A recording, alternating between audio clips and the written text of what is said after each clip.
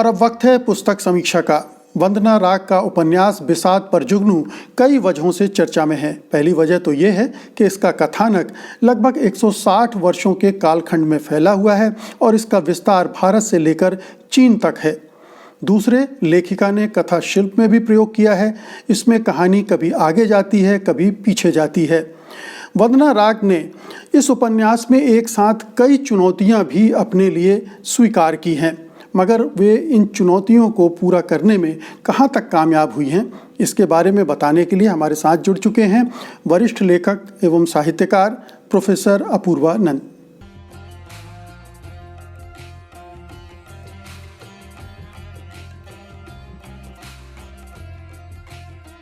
तो मेरा सबसे पहला सवाल ये है कि ये काफी हृष्ट पुष्ट उपन्यास है, काफी बड़ा उपन्यास है, इसकी कहानी भी काफी विस्तृत है। अगर कालखंड के हिसाब से देखें या फिर भूगोल के हिसाब से देखें, दोनों स्तरों पर, तो इस उपन्यास को आपने कैसे देखा है? बहुत शुक्रिया। और सबसे पहले तो मैं आपकी इस बात से सहमत हूँ कि यह उपन्यास एक अत्यंत ही महत्वाकांक्षी उपन्यास है।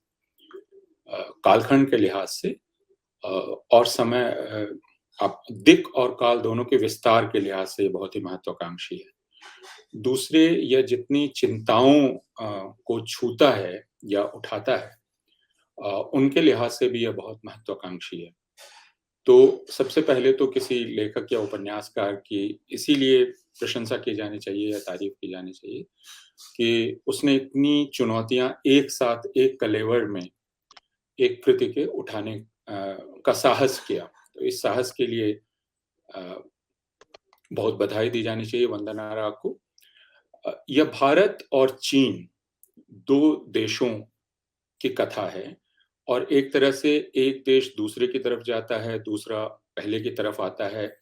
इस आने और जाने की कहानी है। तो और इसके साथ यह पूरी कहानी दोनों देशों में यूरोपीय उपनिवेशवाद के प्रसार की कहानी भी है। उस उपनिवेशवाद के प्रसार के चलते दोनों देशों के जनजीवन में क्या फर्क पड़ता है, क्या अंतर आता है, इसको दर्ज करने की कोशिश यह कहानी अपनी कल्पना के जरिए करती है। यह उपन्यास एक स्तर पर राजनैतिक उपन्यास भी कहा जा सकता है, राजनैतिक कल्पना का उपन्यास कहा जा सकता है, क्योंकि इसकी अंतर्धारा एक राजनैतिक चिंता से प्रेरित होकर चलती है और उसको देखना बहुत मुश्किल नहीं है कि वो किस प्रकार की है। लेकिन उसमें सावधानी बरती गई है और उसको मैं औपन्यासिक सावधानी कहूँगा और उसके लिए भी बधाई देंगे कि वो बहुत प्रकट नहीं होती है। वह जो राजनीतिक चिंता है वो बहुत प्रकट नहीं होती है। तो इस विस्तार और तीसरे कि इसमें पात्र ढेर सारे हैं, बहुत सारे पात्र उठाए गए हैं। अब यह अलग बात है और आगे हम इसकी चर्चा कर सकते हैं कि उन पात्रों के साथ कितना न्याय हुआ है और पात्र क्या पूरी गहराई में चित्रित हो पाए हैं या नहीं हो पाए हैं, उनमें कितनी कितनी गहराई है पात्रों में। लेकिन यह कि एक उपन्यास जो इतने सारे पात्रों को उठाए और उनकी मनःस्थिति को समझने का प्रयास करे, वह सिर्फ इस वजह से भी पढ़ने योग्य हो जाता है। ये कि उपन्यास जो है करीब 300 पेज का उपन्यास है और मैं इसको पढ़ गया और जब पढ़ना शुरू किया तो पढ़ता चला गया। तो इस लिहाज से ये तो है कि इतना बड़ा कथानक को उन्होंने काफी हद तक संभाला है, दिलचस्पी बनाए रखी है। जब भी पाठक पढ़ना शुरू करता है तो एक जिज्ञासा बनी रहती है। तो क्या ये एक कामयाबी के तौर पर एक कथाकार को देखा जा सकता है कि इतने बड़े कथानक को लेते हुए, इतने सारे पात्रों को संजोते हुए वो दिलचस्पी बनाए रखे पाठक की? बिल्कुल, पठनीयता एक बहुत बड़ा गुण है और कई बार शर्त हो जाती है। हालाँकि पठनीयता एकमात्र शर्त नहीं है। आप जब बड़े उपन्यासकारों को पढ़ना शुरू करते हैं, यहाँ तक कि अज्ञेय को, और अभी हाल में योसा का उपन्यास आया है जो नोबेल पुरस्कार विजेता है, उनकी समीक्षा करते हुए समीक्षक ने लिखा है कि पहले 70 पृष्ठ पढ़ते समय उसे अपना ध्यान लगाने में बहुत कठिनाई हुई। लेकिन 70 पृष्ठ के बाद, जैसा अज्ञेय के उपन्यासों में शेखर एक जीवनी पढ़ते समय बहुत सारे पाठक कहते हैं कि उन्हें 50-60 पृष्ठ, और ऐसा कहा जाता है कि कई बार आप जब उपन्यासों को पढ़ते हैं तो ऐसा लगता है कि आप रेत में चल रहे हैं या दलदल में चल रहे हैं, और अगर आपने 50, 60, 70 पृष्ठ पार कर लिए, तब आप उपन्यास पढ़ने के योग्य बन पाते हैं। तो पठनीयता और संप्रेषणीयता अवश्य गुण है, लेकिन ये एकमात्र गुण नहीं है। मैं ये मानता हूँ कि वंदना राग की सफलता इसमें यह है कि उन्होंने उपन्यास को सँभाल लिया है। यानी आप एक एक जगह शुरू करते हैं, फ़तेह अली खान का ख़त है, फिर आप एक दूसरे काल में चले जाते हैं या दूसरे पात्रों की चर्चा करना शुरू कर देते हैं, वापस फ़तेह अली खान पर पहुँचते हैं या परगासों पर पहुँचते हैं या सुमेर सिंह पर पहुँचते हैं। आप उनको सँभाल लेते हैं, ये सँभालना एक बहुत बड़ा गुण है, उसमें झोल नहीं आता है। तो इस लिहाज से मैं कहूँगा कि हाँ, शिल्प को वे साध पाई हैं, और यह इस उपन्यास की खूबी है। यह भी खूबी है कि जब जो विषय वस्तु आप लेके चल रही हैं, जो आपके दिमाग में है, यानी एक ऐसा भारत जो सामंती भारत है, नवाबों का है, ज़मींदारों का है, और उस समय प्रवेश होता है व्यापार के ज़रिए ईस्ट इंडिया कंपनी का। और सिर्फ ईस्ट इंडिया कंपनी का नहीं, बल्कि यूरोप के बहुत सारे देश भारत में प्रवेश करते हैं, और इसका केंद्र पटना है। इस लिहाज से भी यह उपन्यास मुझे आकर्षक लगा कि पटना को केंद्र बहुत कम उपन्यासों ने बनाया, और पटना एक बहुत महत्वपूर्ण व्यापारिक केंद्र था, जी। जहाज़ों के ज़रिए और दूसरे माध्यमों से। तो पटना अभी भी एक ऐसी जगह है जो अनखोजी है, पटना का इतिहास भी अनखोजा इतिहास है। तो अ, उस पर ध्यान देता है उपन्यास। कंपनी राज के प्रवेश, कंपनी राज किस तरह जनजीवन को बदल रहा है, और जी। उसमें मैं ये खूबी देखता हूँ जिसको जिसको बहुत ही अप्रत्यक्ष रूप से और सूक्ष्मता से वंदना राग ने देखा है, वह यह कि कंपनी राज के आने के चलते जो सामाजिक ताना-बाना है, यानी जातिगत ताना-बाना, वो कैसे बदलता है। और इसलिए जिसे हम स्वतंत्रता संग्राम कहते हैं, उसके पीछे बहुत सारे कारक काम कर रहे हैं। स्वतंत्रता संग्राम अपनी जगह एक चीज़ है, लेकिन उसके पीछे उस सामाजिक आधार के खिसक जाने का डर भी है, जो कंपनी राज के आ जाने के चलते पैदा हुआ है। यानी तथाकथित नीची जाति के लोग अब सर उठाकर चलने लगे हैं, क्योंकि वे सिपाही बन रहे हैं और दूसरे पेशों में जा रहे हैं, और इससे पुराने नवाबों को, राजाओं को और ज़मींदारों को काफ़ी परेशानी होने लगी है कि कहीं उनका पूरा आधार खिसक तो नहीं जाएगा। ये चीज़ उपन्यास में आती है, और पढ़ते हुए अचानक आज जब हम बात कर रहे हैं तो सुधा भारद्वाज को ज़मानत मिली है, और भीमा कोरेगाँव मामले को हम याद कर रहे हैं। तो इस उपन्यास को पढ़ते समय मुझे भीमा कोरेगाँव बार-बार याद आया। यानी महार रेजिमेंट जिसने पेशवाओं को हराया था। तो जिसे जी। आप राष्ट्रवाद कहते हैं, उस राष्ट्रवाद में भी एक दरार इस उपन्यास से पड़ती है। मैं जी। इसको भी कौशल मानता हूँ उपन्यासकार का, कि बिना कुछ अतिरिक्त प्रयास किए हुए वे इस चीज़ को इस चीज़ पर विचार करने के लिए पाठक को कुछ आधार प्रदान करती हैं, कि जी, आखिर क्या अपूर्वानंद जी, मुझे भी 1-2 खूबियाँ इसमें और दिखी। जैसे हमने देखा कि हमारे ज़्यादातर उपन्यास पश्चिम की तरफ देखते रहे हैं। ये मुझे पता नहीं है कि कितने उपन्यास ऐसे लिखे गए हैं जिसमें पूर्व की तरफ देखा गया हो, चीन से हमारे संबंध, चीन के साथ व्यापार, उसकी तरफ नजर डाली हुई हो, और फिर चीन से कनेक्ट करना, और फिर भविष्य में 21वीं सदी में वहां से एक महिला का आना अपने सूत्रों संबंधों को तलाशते हुए। तो इस तरह से कहानी को बुनना जिसमें उस समय का भारत भी आ जाए, और हमारे चीन के साथ क्या रिश्ते बन रहे थे वो भी दिखे, और उसमें साम्राज्यवादी ताना बाना भी प्रकट हो। और आपने जैसा कहा कि जो सामंती मानसिकता थी उसको भी उन्होंने उभाड़ा है। बिल्कुल, चीन का चुनाव बहुत महत्वपूर्ण है, कई कारणों से। आ आज भी हमारी ज़िंदगी में चीन बहुत महत्वपूर्ण है और होने जा रहा है पूरी दुनिया में, और पहले भी वह था। दूसरे के जो व्यापारिक रिश्ते थे भारत और चीन के बीच, और वो किस स्वाभाविक रूप से विकसित हो सकते थे, और उसमें औपनिवेशिक हस्तक्षेप ने क्या विकृति पैदा की।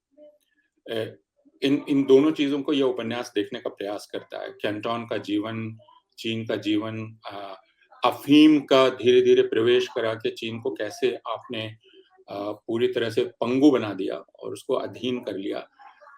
यह चीज, और फिर भारत और चीन का जो स्वतंत्र व्यापार था उस पर भी आप कैसे कब्जा कर लिया उपनिवेश ने, यह चीज। तो चीन का चुनाव मुझे बहुत दिलचस्प लगा। सिर्फ चीन का नहीं, अगर एक दूसरी चीज पर आपका ध्यान गया होगा तो इस उपन्यास की का केंद्रीय बिंदु मुझे लगता है पटना कलम की यात्रा, पटना कलम का जन्म और पटना कलम की यात्रा।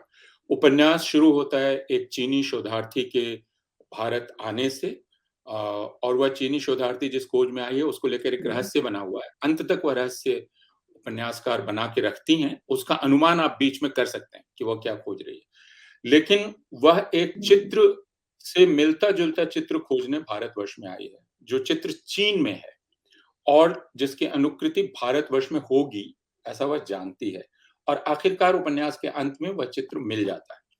तो ये दो चित्रों के मिलने के बीच पटना कलम यानी एक कला की यात्रा की कथा इस उपन्यास में कही गई है। इस लिहाज से भी इसको देखा जाना चाहिए कि पटना कलम सामाजिक उथल-पुथल, राजनीतिक उथल-पुथल, हिंसा के बीच विकसित हो रही है।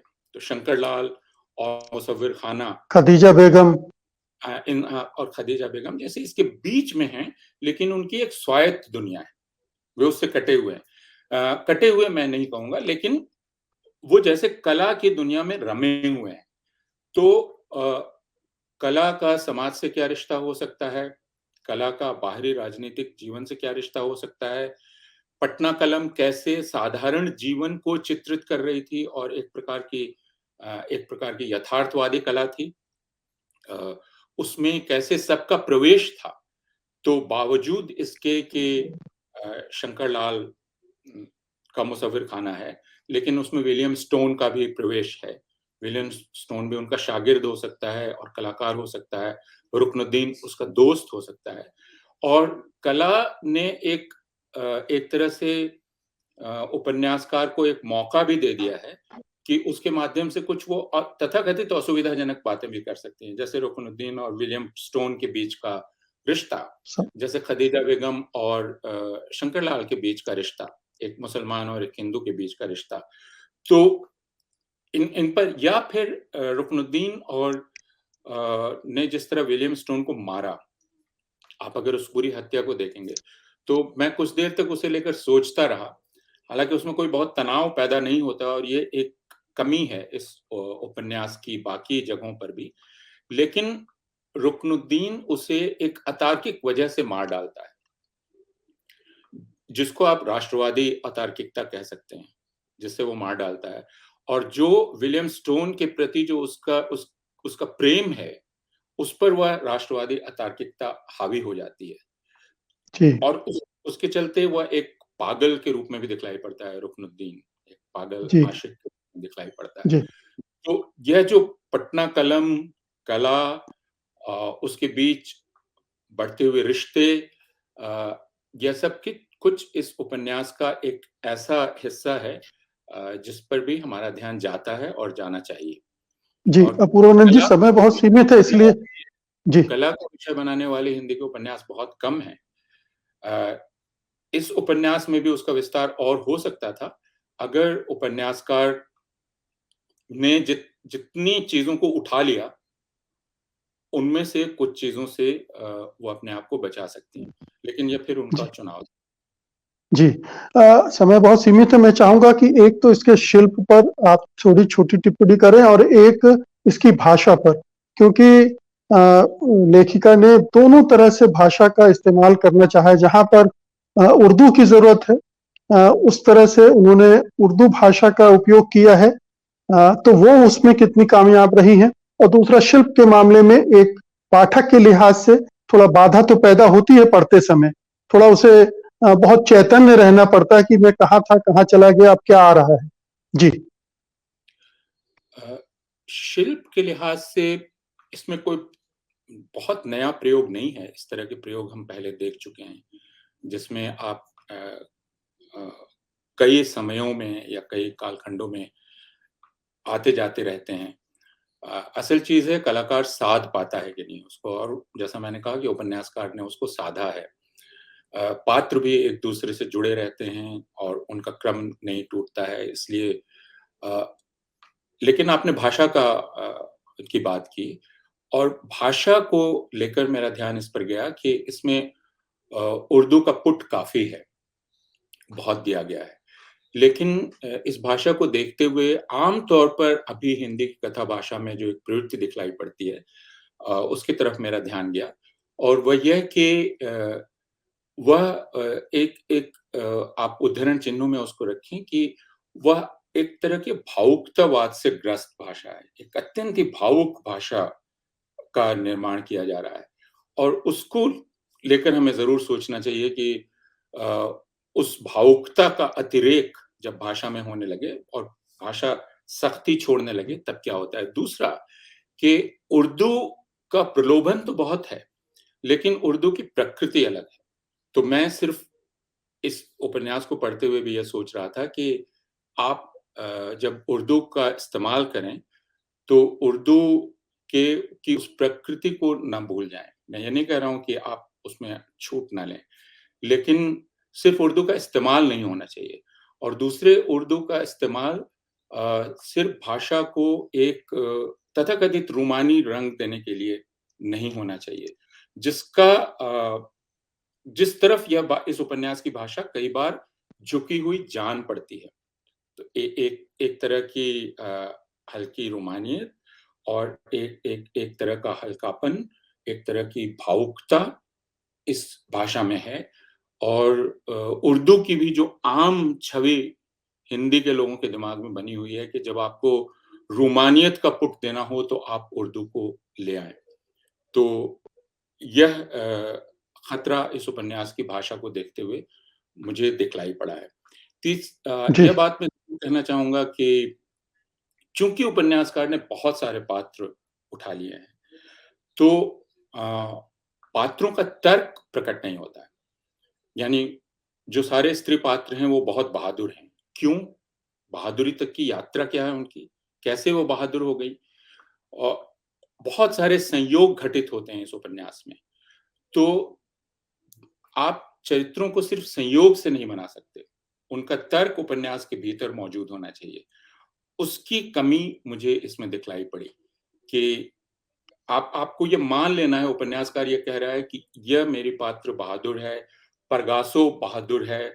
क्या यात्रा है उस बहादुरी तक की? वो चीन की जो महिला हैं, अ, वो बहादुर हैं, तो क्या यात्रा है? और सिर्फ़ इत्तेफ़ाक, इत्तेफ़ाक, इत्तेफ़ाक ही नहीं हो सकता है।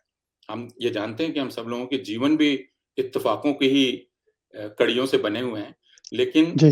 उपन्यास के भीतर उनका एक तर्क होना चाहिए।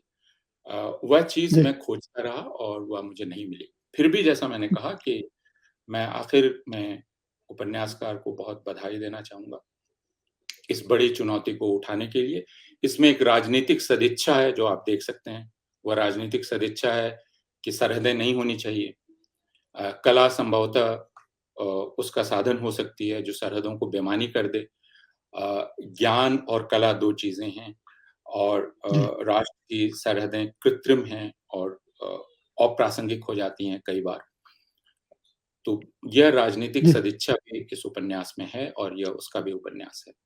सत्य हिंदी का ऐप डाउनलोड करें गूगल प्ले स्टोर पर।